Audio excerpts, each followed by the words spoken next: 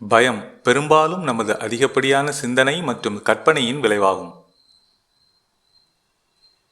பயத்தை நாம் எப்படி எதிர்கொள்வது என்பதை பற்றி இந்த காணொளியில் காண்போம். ஒரு சிறுமி பேய்களை கண்டு மிகவும் பயந்தாள். அவள் வாழ்ந்த அந்த பெரிய வீடு தலைமுறையாக இருந்து வருகிறது. அதனால் அது அழுக்காகவும் இருட்டாகவும் இருந்தது. வீட்டில் பேய்கள் இருப்பதாக அவள் உறுதியாக நம்பினாள். ஒவ்வொரு கணமும் பயத்திலும் பீதியுடனும் வாழ்ந்தாள். அவளுடைய பெற்றோர் தங்களால் இயன்றதை செய்தனர். ஆனால் அவள் மகிழ்ச்சியற்றவளாகவும் மன அழுத்தத்துடனும் இருந்தாள்.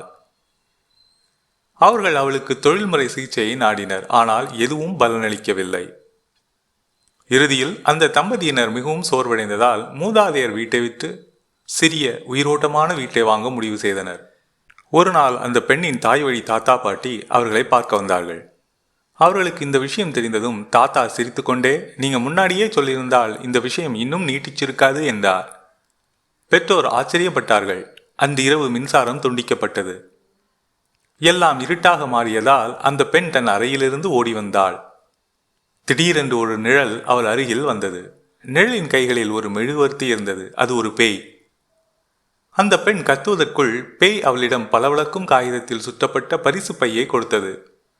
பேய் சொன்னது, குழந்தாய், நீ எங்களை பற்றி நினைக்கிற அளவுக்கு நாங்கள் அவ்வளவு மோசமா இல்லை. நாங்கள் நல்லவங்க, குழந்தைகளை ரொம்ப நேசிக்கிறவங்க. பின்னர் பேய் ஒரு ரைம் பாடி அதன் மீது நடனமாடியது. நடனமாடும்போது பேய் விழுந்தது. அந்த பெண் சிரிக்க ஆரம்பித்தால் பேய் எழுந்து விடைபெற்று சென்றது. அந்த பெண் தன் பரிசு பொருட்களை திறக்கத் தொடங்கினாள். எவ்வளவு இருட்டாக இருந்தது என்பதை மறந்துவிட்டாள். சில நிமிடங்களில் மின்சாரம் திரும்ப வந்தது. அந்த பெண் தனது நட்பு பேயுடனான தனது சந்திப்பை பற்றி பெருமையாக பேசுவதை நிறுத்த முடியவில்லை. அந்த இரவுக்கு பிறகு அவள் மீண்டும் ஒருபோதும் பேய்களை பற்றி பயப்படவும் இல்லை. அந்த குழந்தைக்கு விலைமதிப்பற்ற பரிசை கொடுத்துவிட்டு ஞானமுள்ள தாத்தா பாட்டி வெளியேறினர். அந்த இரவுக்கு பிறகு எதுவும் மாறவில்லை. ஆனால் அந்த பெண் பேய்களுக்கு பயப்படுவதை நிறுத்தினாள். பயம் பெரும்பாலும் நமது அதிகப்படியான சிந்தனை மற்றும் கற்பனையின் விளைவு. உங்கள் பயங்களை எதிர்கொள்ள நீங்கள் உறுதியாக இருந்தால் அவற்றில் பெரும்பான்மை அந்த பழைய நட்பு பேயை போல மாறிவிடும். கேட்டமைக்கு நன்றி.